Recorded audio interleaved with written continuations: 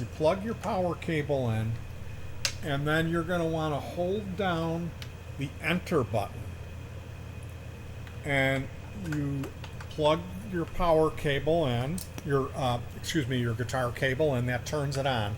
And then you can let go of the button then after it'll tell you. So you can't see my screen. This is frustrating. It says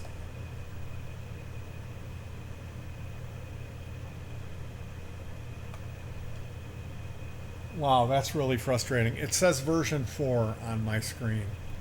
So that's letting me know I'm on version.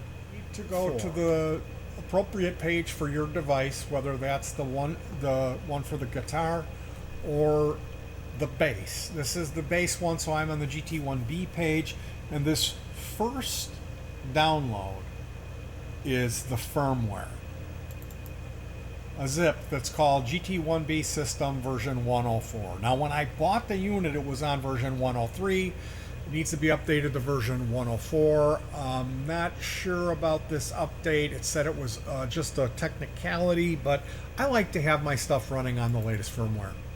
So if I go inside the folder, I see what's in here. There's a ROM info text, and then there's the bin file. Okay, so we're going to leave this open. We're going to go ahead and apply our power cable.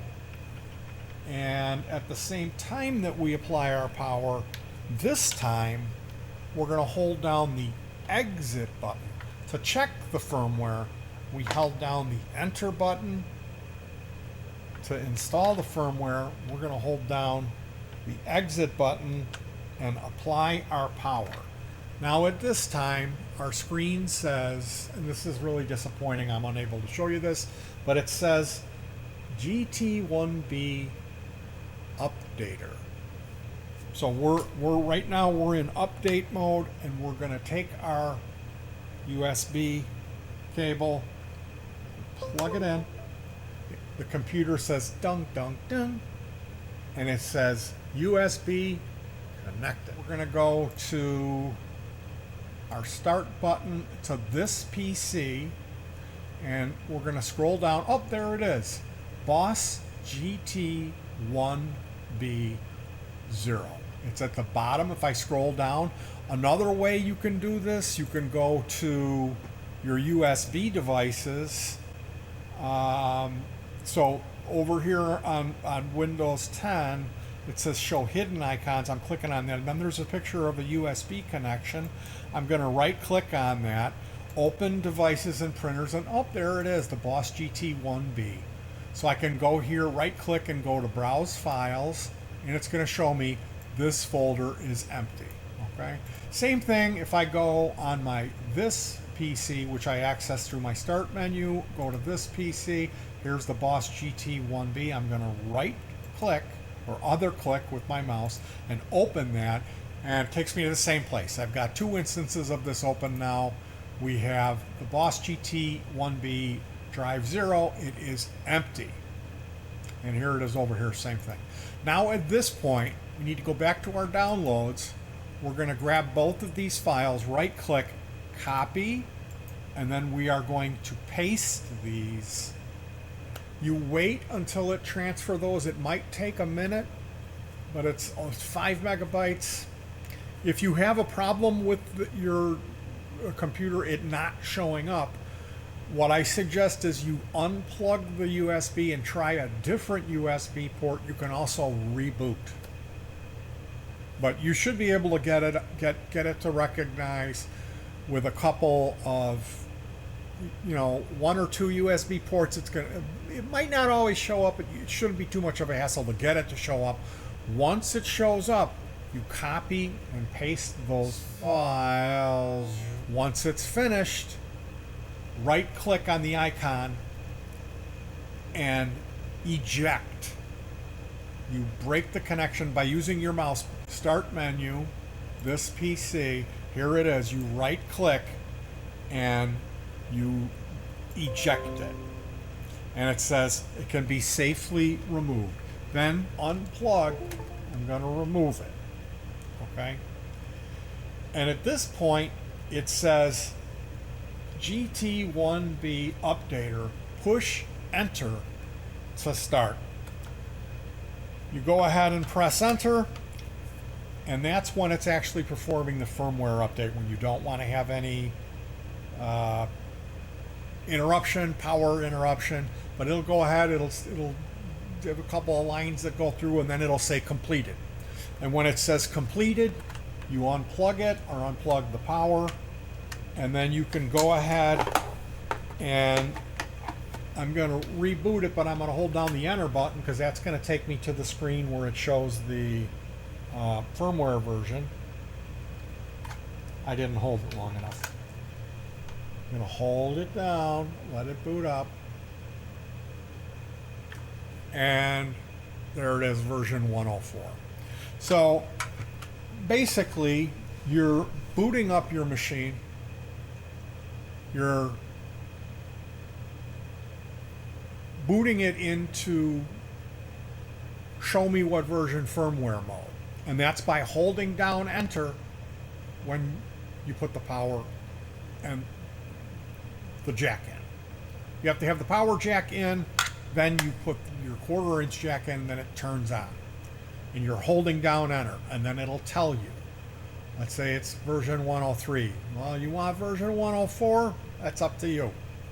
The important one is version 103 for the GT1B, and I believe it's version 5 on the guitar version is the latest firmware version. So once you know what's going on, then you can download the update, which when you unzip it, there's 2 files.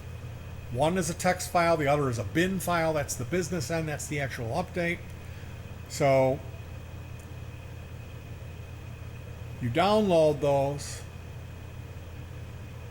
you reboot, you reapply your power to the GT1B by having the power connector and plugging your input jack in, while this time holding down the exit. That will get you into firmware transfer mode to update.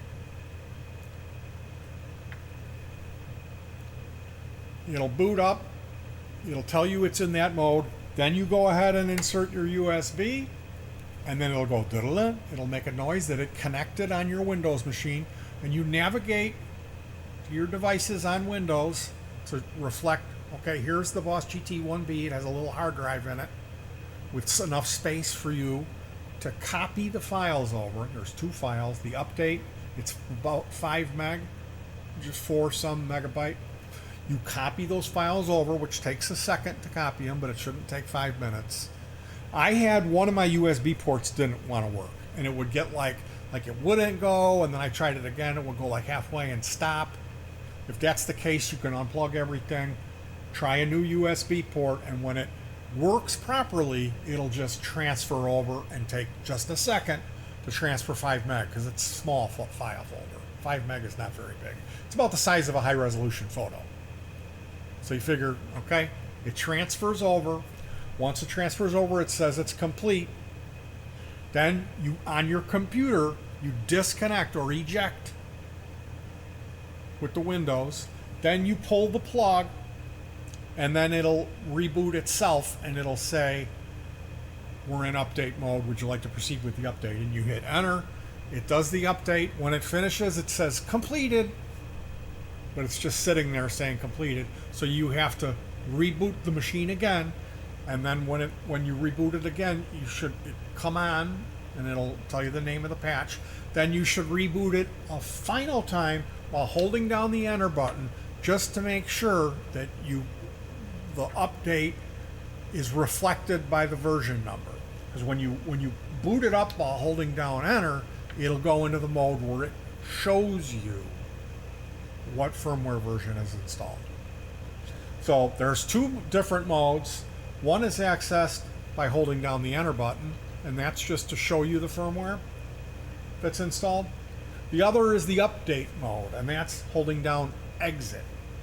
So when you hold down exit, it'll come up, you'll connect it, it'll reflect that it's connected, you navigate to its connection on your Windows screen, then transfer the files that you downloaded. Once they're transferred, You use Windows, you use your mouse to navigate back to there on the computer, right click, and one of the things in that list when you right click will be eject. You eject it. Once you've ejected it from Windows properly, then you pull the USB cable, and then it goes into another mode, which is, I'm going to install the firmware mode. And you tell it, yes, enter. It installs the firmware, which will take 45 seconds, whatever, it takes a minute. When it's done, it just sits there, I completed. And then you got to go, okay, reboot. And by reboot, I mean you unplug the input cable or the power cable. Either one does the same thing. And it'll come on and it'll say, okay, here I am. I'm working. And you can reboot it one final time, holding down the enter button to see the version number to make sure.